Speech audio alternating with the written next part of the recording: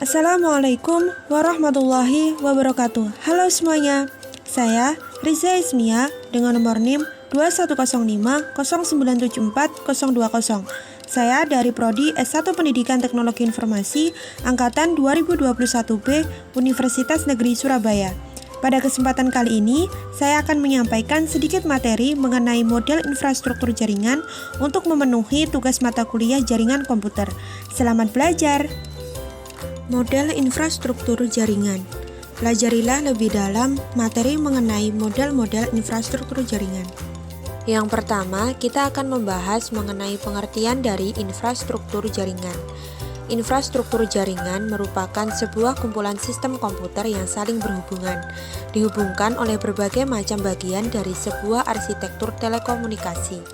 Secara khusus, infrastruktur ini mengacu pada organisasi dan berbagai bagian konfigurasi dari jaringan komputer individu sampai pada router, kabel, wireless access point, switch, backbone, network protokol, dan network access metodologis.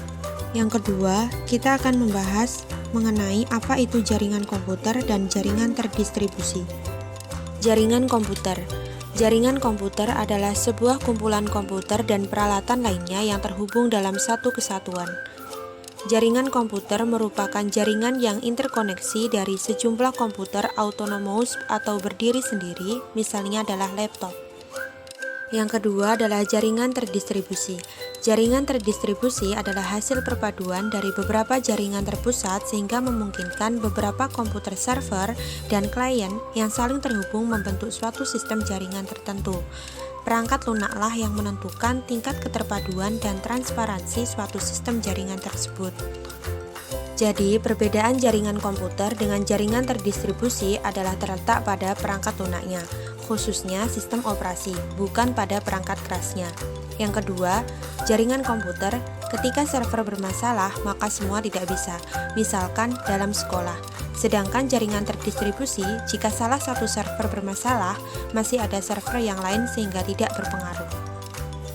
Selanjutnya, kita akan membahas pembagian jaringan berdasarkan geografis. Pembagian jaringan berdasarkan geografis dibagi menjadi 4. Yang pertama, ada jaringan PAN, jaringan LAN, jaringan MAN, dan jaringan WAN. Yang pertama adalah jaringan PAN, yaitu Personal Area Network. PAN adalah jaringan komunikasi satu perangkat dengan lainnya dalam jarak sangat dekat. Contohnya, menghubungkan HP dengan laptop, menggunakan Bluetooth untuk menghubungkan mouse, printer, atau HP ke komputer. Jaringan PAN mudah diaplikasikan. Jika error pada perangkat bisa teridentifikasi secepatnya, akan tetapi penggunaan perangkat dan jangkauannya sangat terbatas. Yang kedua adalah jaringan LAN atau Local Area Network. LAN adalah jaringan komputer yang jaringannya hanya mencakup wilayah kecil, seperti jaringan komputer kampus, gedung, kantor, dalam rumah, sekolah, atau yang lebih kecil. Jaringan LAN, biaya instalasinya terbilang murah, penggunaan kabelnya pun tidak terlalu banyak. Akan tetapi, penggunaan banyak komputer atau PC dalam jaringan LAN malah membuat koneksi internetnya sangat lambat. Yang ketiga adalah jaringan MAN atau Metropolitan Area Network. MAN adalah suatu jaringan dalam suatu kota dengan transfer data berkecepatan tinggi yang menghubungkan berbagai lokasi seperti kampus, perkantoran, pemerintahan, atau jaringan suatu wilayah. Jaringan MAN server kantor pusatnya dapat berfungsi sebagai pusat data dari kantor cabang, akan tetapi biaya operasionalnya sangat mahal.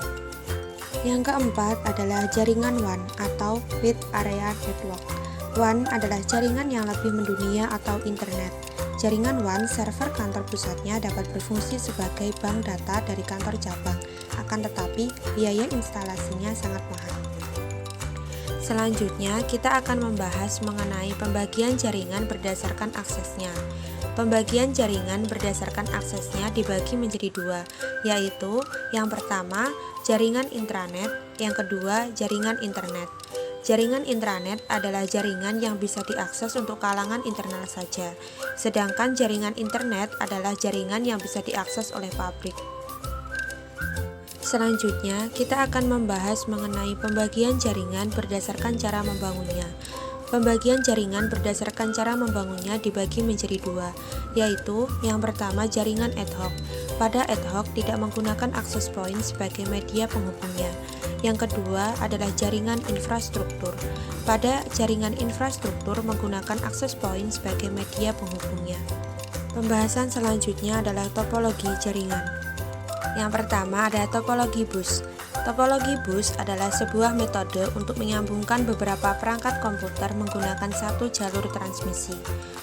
Kekurangan dan kelebihan dari topologi bus adalah biaya instalasi yang bisa dibilang sangat murah karena hanya menggunakan sedikit kabel. Akan tetapi, jika salah satu kabel pada topologi bus putus atau bermasalah, hal tersebut dapat mengganggu komputer atau workstation atau klien yang lain. Yang kedua ada topologi ring. Topologi ring adalah sebuah cara yang menghubungkan satu komputer dengan perangkat komputer lain menggunakan rangkaian yang membentuk titik-titik, di mana titik-titik tersebut saling terhubung. Kelebihan dan kekurangan dari topologi ring adalah memiliki performa yang lebih baik daripada topologi bus, akan tetapi troubleshooting-nya bisa dibilang cukup sangat rumit. Yang ketiga ada topologi star. Topologi star adalah topologi jaringan berbentuk bintang di mana umumnya menggunakan hub atau switch untuk koneksi antar klien. Kelebihan dan kekurangan dari topologi star adalah pada topologi star, apabila salah satu komputer mengalami masalah, jaringan pada topologi ini tetap berjalan dan tidak mempengaruhi komputer yang lain. Akan tetapi, jika switch atau hub notopnya titik pusatnya mengalami masalah, maka seluruh komputer yang terhubung dalam topologi ini juga mengalami masalah. Yang keempat ada topologi mesh. Topologi mesh merupakan metode untuk menghubungkan node secara langsung menggunakan kabel jaringan tanpa ada perantara. Kelebihan dan kekurangan dari topologi mesh adalah pada topologi mesh besar bandwidth-nya yang cukup lebar, akan tetapi juga membutuhkan banyak kabel.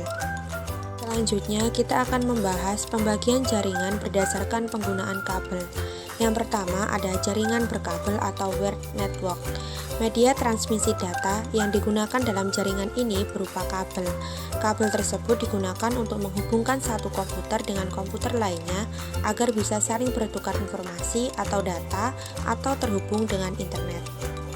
Yang kedua ada jaringan nirkabel atau wireless network.